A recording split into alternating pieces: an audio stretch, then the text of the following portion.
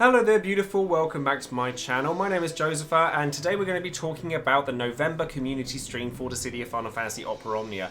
Now, there's a lot of stuff that we're expecting coming along with this. Vayne and the twins BT from World of Final Fantasy, Shulk, Cait Sith, Oren, all lots of nice things. However, there's some suspect things about this stream that I think that might be worth looking at, such as the fact that it's all been kind of squished together at the front of the month, and the next community stream is going to be a lot earlier than usual, and it makes me wonder why that might be. So if you're interested in finding out more about what's going on for, well, most of November, and then having a little bit of speculation as to what might be going on for the end of the month, then of course stay tuned and keep on watching.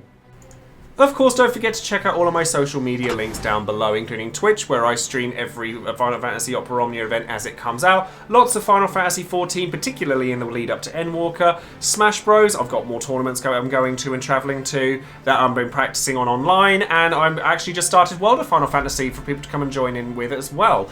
So definitely come and find me on Twitch if you're interested to come and find all that stuff too. Over on Patreon, I do shout out one of my patrons every time I release a video so that I can give thanks to each and every one of my patrons individually as well as a whole. And today that person is going to be Willpowered, who is a returning patron from back in the Final Fantasy TCG days, which was a good few years ago now, scarily. So it's lovely to have you back. Thank you ever so much for coming and joining in with Dissidia as well, and I hope I can continue to bring you information and be entertaining in the same way that I was back in those days as well. And if you're interested in getting a title card made for you just like Willpowered has, and all of my other patrons as well as a plethora of other benefits, then perhaps you'd like to consider joining in on Patreon as well. Now, one thing I will say is that I'm actually going to be taking a week off from streaming and videoing in the week following the 11th of November up until Endwalker's early access release on the 19th, which means that there is an event that I will not be doing my DFFOO covered stories for on the event as it happens, and I obviously won't be streaming that event. So it'll be the first time that I've done that completely,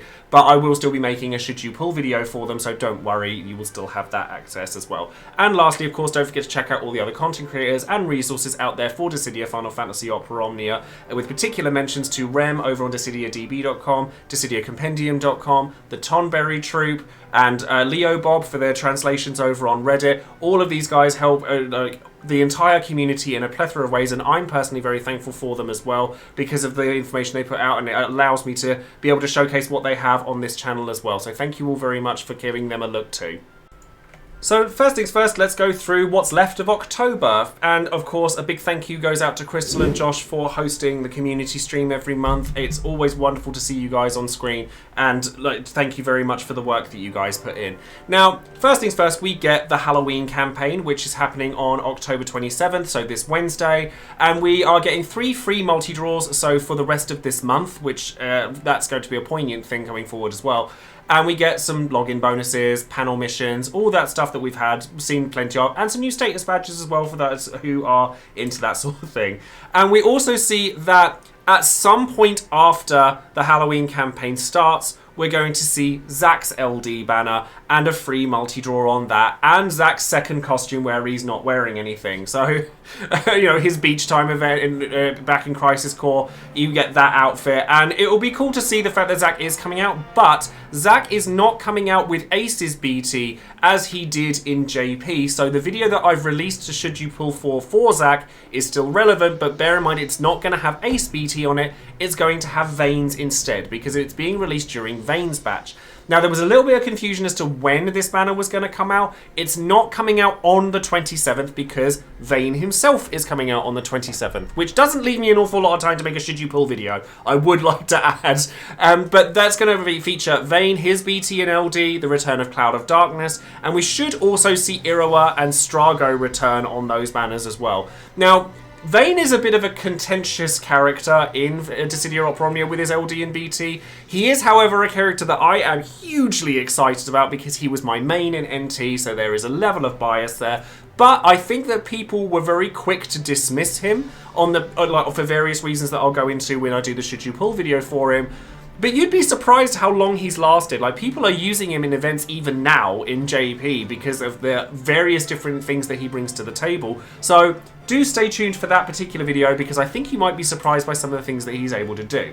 Now, because of the fact that the next event happens the following Monday, going back to Zack, I have a feeling, and I'm sure I'm not alone in this, that Zack's banner will release on the Friday, because it says it's during the Halloween campaign, which makes me think, well, it's not going to come out after like the end of October.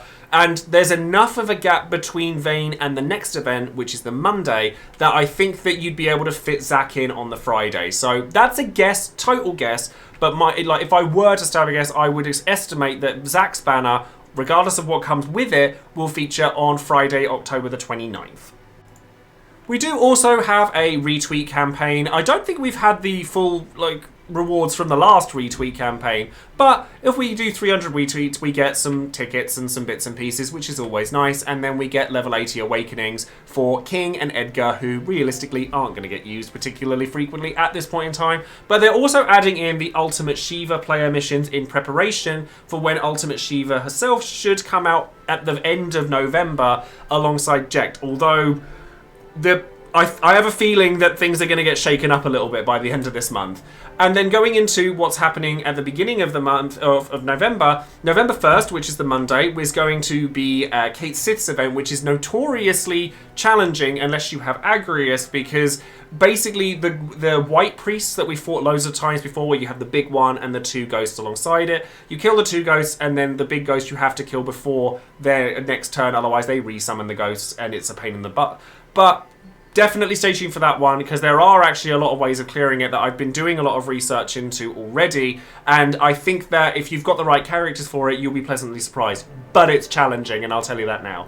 November 3rd, so you can see what I mean about these banners and events like being very squished together, is going to be Shulk's new character event. Now, Shulk is a character that doubles up on her turns and has a very quirky LD where she resets herself to the state she was in at the start of the fight. So, restores all her skill uses, restores all her HP, all of that stuff, recharges her EX. She's a very odd character, but she's probably not one that many players are like, absolutely must-have character. If anything, she's an interesting pick. Cait Sith, on the other hand, is extremely powerful with his LD, with being almost like a reverse version of Setzer, where every time one of your party members lands a critical hit, it batteries the party. And it's, you get big HP damage ups, you get reworks so he heals now. There's a lot of really nice stuff to come from Cait Sith, particularly his LD call ability. So, a lot of characters this month that a lot of people are going to want to keep their eye on. I'm actually going to be cheeky here and insert a slide of my own, because don't forget, on November the 7th, which is the Sunday, I have my own meetup happening for all of the Dissidia players that we know who live in the UK, are able to get to London or anything. I've actually just opened up a chat on my Discord channel for anyone who wants to come along and perhaps wants to find out where to go, etc. It's all happening at Meltdown in London on November the 7th, which is the Sunday. We're all going to get together, play. I can't wait to meet some of you guys in the flesh. I think it'll be amazingly good fun. We'll have drinks, we'll play games, we'll play Dissidia. I actually am going to be giving away one of my paintings as well, so we've got loads of little activities to talk about. It's going to be really fun. So if you do happen to live in the UK or close to London and can get over to Meltdown at 4 PM on that Sunday, it would be absolutely amazing to have you. It's something I'm really excited about, and I could just gush over it for ages, so it'd be lovely to see you. Continuing on with Dissidia's actual slides now, on November the 8th, we're going to be getting Lan and Rain and their new BT and LD, and Garland's getting reworked as well. Now, Garland just gets a lot more HP dumps. Having 2 lots of his BT plus is really nice. I should have mentioned with Cloud of Darkness as well. Cloud of Darkness is a character a lot of people are excited to give BT plus to, because her HP damage goes up exponentially, having 2 lots of their LD, as well as the LD effect itself being extended, is a huge thing for Cloud of Darkness. So they're both characters that I will go over in greater detail in Should You Pull videos. Lan and Rain getting an LD and a BT really elevates them in terms of damage. You have not seen AoE damage like this before. They're quite simple in their execution, and they just increase a lot of offensive stats with their BT effect, but the amount of damage they can churn out is absolutely backbreaking. So if you've ever wanted Lan and Rain to be good, and I know I have, because I'm really excited that they're in the game, and I've never really been able to use them because they've never been up to par, that changes pretty heavily with their BT and LD. And then closing out the rest of November, on November the 11th and the 15th, apparently, on November the 11th, we're going to be getting the new Intersecting Wills event, which is basically just a lost chapter, but dealt with a bit differently. But it's a new story event that we're going to get loads of resources, have a Lufenia +4, etc. And we're also going to get Garnet's LD. Now, Garnet is a character that I love in this game for a lot of reasons. Her EX being Alexander for a big one, but her LD is not only going to bring Alexander along, but Arc. And Arc's basically like there to deal a large amount of damage every 4 turns. So she has a stacking effect that, or special ability that stacks up every turn, and then when it hits 4 stacks, Arc comes along and blitzes the board for a AoE 100% HP damage attack while still buffing the party and doing all that nice stuff and batteries and all that stuff as well. She's actually like a good character to have access to in general, just because of her support abilities, her batteries. She has like the ability to do multiple weakness hits, like with thunder and water. There's a lot to like about Garnet. So I will warn you now, there are a lot of characters in this month alone, or this half of the month even, where you're probably going to want a lot of these. So be prepared for an expensive trip. And then we get the next boss rush event, which is going to come along with Oren. Now, I will just say now, it has been confirmed that it says on the slide that Oren gets a rework here. He doesn't. He gets an LD, and that LD may as well be a rework for him, but he doesn't actually get reworked.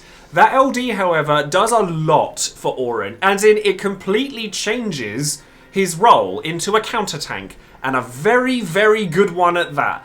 And he does, like, he still has his melee resist down. His full break is now, like, even further a melee resist down and, like, HP damage increase. And this is put on a call as well for his LD call. He is definitely a character you want to be looking out for. And obviously with Boss Rush, there's a lot of details to go into with a Boss Rush, so that's going to need a dedicated video all to itself. So don't worry, this is the event that I will not be streaming when I have my week off, but I will still be making a should you pull video for it and trying to help other people navigate the event for themselves. And that's actually it for the slides, ending at the 15th of November. So my thoughts on this, and we were talking about this a lot while I was streaming the viewing party for the community stream. It's oddly suspicious that the next community stream is on Sunday the 21st, so it's on a Sunday this time and not a Monday, and we're told that December will be on a Monday and then January will be on a Sunday again, which makes me wonder what on earth is going on with that. Endwalker is released on the 22nd and early access on the 19th, and that's partly why I'm taking the week off so that I can fully prepare to stream my nuts off when it comes to Endwalker.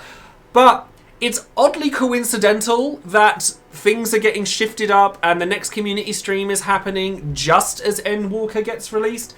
Now, this could be completely conjecture, and you know, maybe they're just trying to get us caught up with JP a little bit. Maybe they're just moving things around.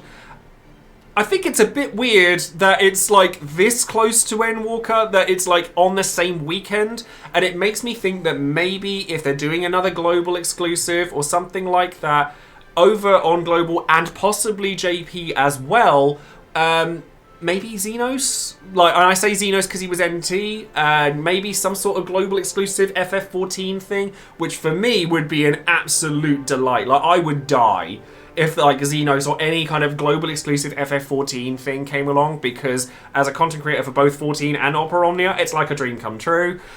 And I will, you know, obviously be streaming a lot of that. Now, I could be completely talking out of my backside and not knowing what's going on, but the fact that the community stream is nowhere near the end of the month and like the events that we know about are ending on the 15th is very strange. So sound off in the comments below and let us know what you think that this could be. But I honestly normally don't hope for global first up because I don't like, you know, I don't like stuff getting thrown at me like too quick.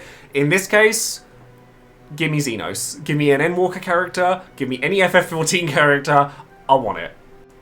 So that's actually going to be all for today's video. Like I said, bit strange that everything's kind of been crammed into the first half of the month, but let me know what your thoughts are on that.